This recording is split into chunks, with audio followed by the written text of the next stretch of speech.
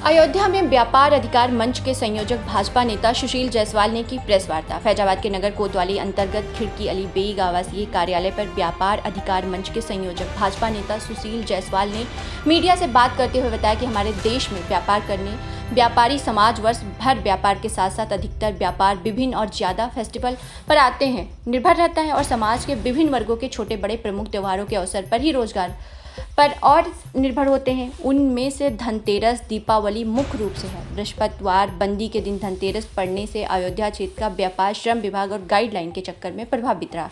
व्यापारियों की समस्याओं को लेकर आज प्रेस के माध्यम से श्रम विभाग व्यापार से जुड़े विभाग व प्रशासन समय रहते व्यापार से संबंधित व्यवस्था देने का कार्य करे, जिससे आगामी व्यापार प्रभावित न हो और व्यापारियों के जीवन यापन में उनकी स्थिति में सुधार हो सके। साथ ही उत्तर प्रदेश व केंद्र सरकार से अनुरोध है कि व्यापारियों तथा उद्यमियों व नागरिकों को बैंक द्वारा दिए गए कर्ज की अदायगी में पूर्व में कोरोना काल के समय कर्ज अदायगी की मासिक किस्तों को पूर्व में दिए गए 3 महीने के समय को अग्रिम 6 महीने बढ़ाने का कष्ट करें, जिससे व्यापारियों को राहत मिल सके।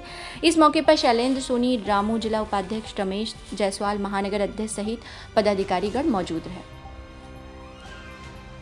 में और अयोध्या क्षेत्र में जो समय के अनुसार या अवसर पर रोजगार बहुत से ऐसे स्थितियाँ आती हैं, चाहे वो होली दीपावली हो, धनतेरस हो, ईद बकरीद का अवसर हो। ऐसे अवसर पर मेला ठेला है। ऐसे अवसरों पर छोटे मोटे लोग, गांव देहात के लोग, गरीब गुरबत लोग और बड़े लोग, व्यापारी वर्ग के लोग, वो जितना वर्ष भर कमाते हैं उतना इन मेलों के तहत कमाकर अपना जीविका को आगे बढ़ाने का काम करते हैं, अपने घर को पालने पोषने का कार्य करते हैं।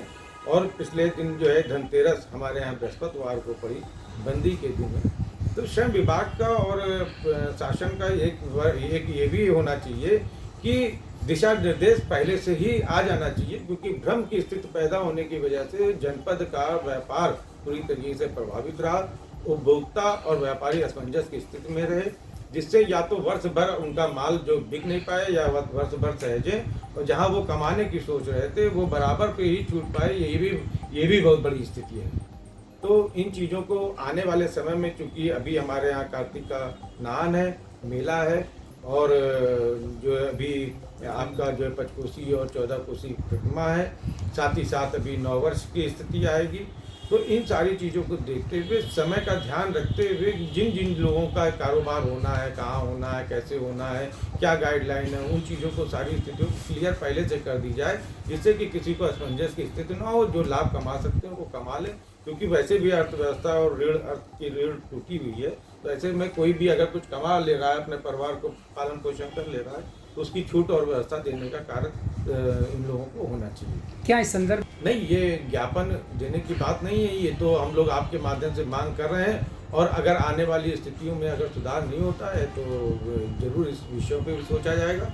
और इन्हीं सब परिस्थितियों को देखते हुए 21 तारीख को हम लोग के शनिवार को सार्वजनिक रूप से एक जिला स्तरीय एक बैठक का आयोजन भी यहीं आवासीय कार्यालय पर प्रमुख पदाधिकारियों के साथ किया गया है, जिसमें भी बहुत सारी स्थितियों पर चर्चा, व्यापार से संगठन के बारे में और वर्तमान जो स्थितियाँ चल रही उनके बारे में अध्ययन और अवलोकन किया जाएगा। उस पर कोई निर्णय लेने के बाद किया जाएगा। संवैधानिक और जो संघीय ढांचा है, उस हिसाब से जो चीज़ें होनी है वो 1 दिन 2 दिन महीना भर टाला जा सकता है, उसको बहुत नहीं हटाया जा सकता।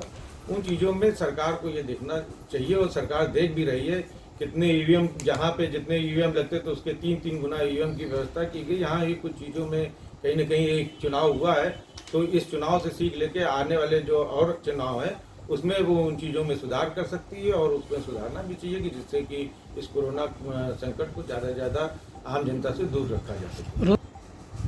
देखिए, जितना हो सके इस कोरोना काल में, महासंकट में विश्वव्यापी मंदी है और जो है नौकरियां छूट रही हैं, तो जाहिर सी बात है कि सरकार की व्यवस्था जितना देना चाहिए, कहीं न कहीं कुछ नए रोजगार का सृजन होना चाहिए, या जिस तरीके से वर्क आज चल रहा है कि वर्क एट होम, तो उस तरीके की कुछ व्यवस्था होनी चाहिए। कुछ जो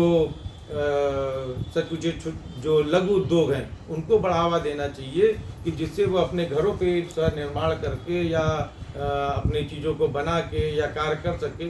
वो आगे बढ़ा सकें, अपने जीविकोपार्जन कर सकें। ऐसी चीज़ों पर भी ध्यान देना चाहिए और ध्यान दे भी रही है सर। अभी मेन विषय है कि सरकार के कहने के अनुसार कुछ बैंकें जो है मनमानी करने का कार्य करती हैं, जो उस काल में भी कर रही थी, अभी भी कर रही हैं। सरकार की जो योजना होती है, चाहे खाता खोलने की योजना हो या ऋण देने की योजना हो, समूहों को ऋण देने की योजना हो, ऐसी चीज़ों में भी कुछ बैंक होते हैं, कुछ शाखाएं होती हैं जो अपने कार्य को ना करना चाहती हैं, क्योंकि लोन देना जो है वो नहीं चाहती हैं और क्यों रिकवरी हो पाए ना हो पाए।